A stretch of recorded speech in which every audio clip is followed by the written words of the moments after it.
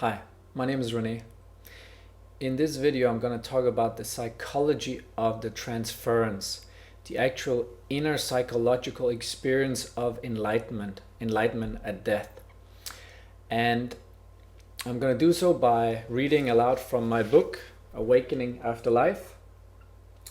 And because here I've done a lot of research and I go through a lot of really interesting quotes from other writings that are really important into this subject.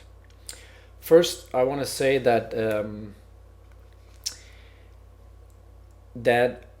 even the near-death experience, which is my background, it actually shows us, as I've explained in other videos, that the essence of what we would call heaven or enlightenment is a feeling state and a feeling of heightened awareness. And this is I have a piece here I want to read from Dr. Peter Fenwick from his research.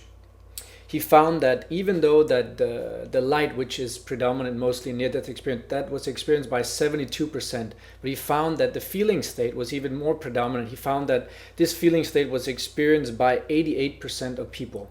And this is how he explains the projections into this dimension, which interacts with our mentality, as I explained in another video. I'll just read aloud from Dr. Peter Fenwick. He says, although many of these visions of paradise include strong, well-formed visual images, sometimes the imagery is much less pictorial, at times almost losing its form completely. This is what some people call the void or emptiness. And yet it still remains intensely emotional. So it's not empty of feeling or sensation or anything. It is very, very intense emotion, like an explosion, it's just unimaginable. And still gives this very strong impression of heightened awareness. And this is where in my study and what I do, I connect the study of near-death experiences to the Tibetan Book of the Dead, because here we have the focus on consciousness and awareness. And we also find in the work of Dr. Raymond Moody in his book Life After Life, we find that he explains that some near-death experiences, they have the experience as if, he calls it when they leave the body, they become a spiritual body. But they explain this sensation as being a point of consciousness, or quote, as being pure consciousness. And this is where I link, also from my personal experience, I link it to the Tibetan Book of the Dead. And just to read from a quote here from the Tibetan Book of the Dead to make the connection, I'll just jump to the next page here. From Buddhism, we can learn that the Buddhist tradition tells us about this, they call it mind light, the light and mind, that the light is a matrix of the mind. They're interconnected, they're in a sense one. That, this is a quote, whoever can hold this light will experience the limitless awareness of highest bliss of enlightenment. All separation between space and energy, here and there, past, present, and future falls away. At this point, we will experience the fundamental truth of reality, where all dualities merge into transcendent oneness, and we experience the supreme joy, as it is called in Buddhism. And this is equivalent to the near-death experiencer who say it is love, it is peace, it is joyful. It is the same explanation we get from the near-death research. This is exactly what we find in a near-death experience, where people relate the joy and the ecstasy, as I just explained. Peter Fenwick calls this the coming home, and he tells us that people feel it as if, quote, they had always known this state, and that birth, life with its pains, and death, all are departures from an underlying consciousness. And this is the connection to the Tibetan Book of the Dead, where the ultimate reality really is the true nature of the mind, which is the underlying consciousness. Here we could make the connection.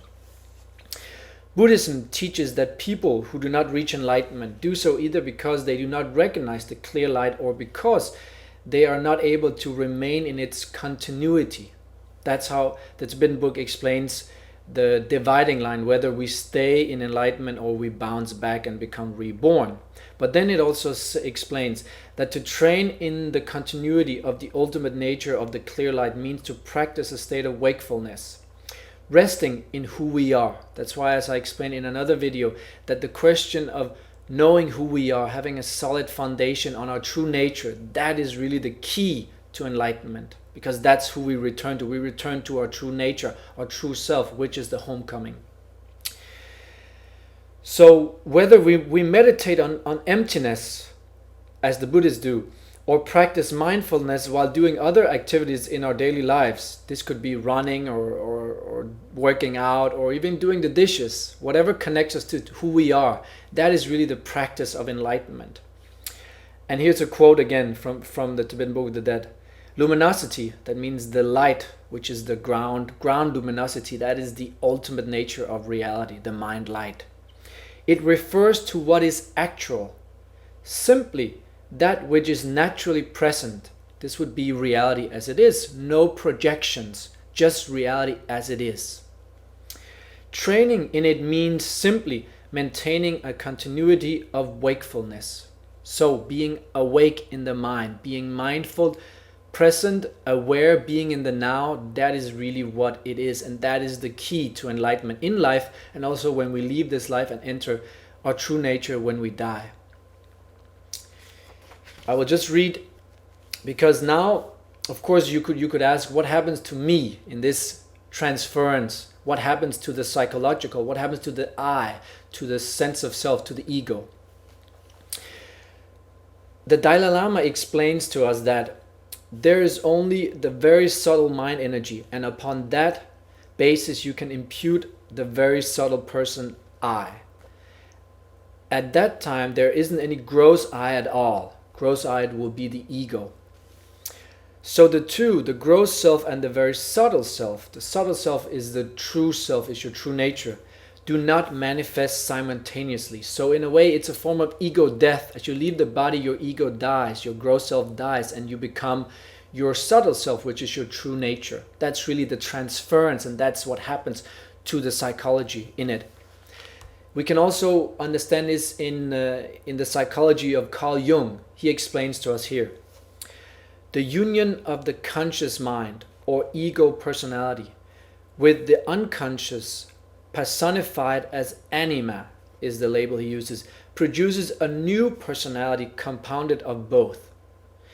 Not that the new personality is a third thing, midway between conscious and unconscious. It is both together. Since it transcends consciousness, it can no longer be called ego, but must be given the name self. The self too is both ego and non-ego, subjective and objective, individual and collective. It is the uniting symbol which epitomizes the total union of opposites. So it is the oneness, the merger of oneness with your true essence, your true nature. So in my own experience, I explained, so where was I, my ego? It had died in this profound revelation, and what was left was a new me united with everything, individual and collective in total oneness. The reality that I believed in before was dead, and what was born in its place was a new understanding of the ultimate truth of reality. To be reborn in this new reality, all we have to do is surrender to it. Surrender to the love by remembering it is love. That is really the key. Its quality, the quality of our true nature, the quality of enlightenment is love. And that is the key that takes us from this world into the next. May all beings be happy. I wish you good luck.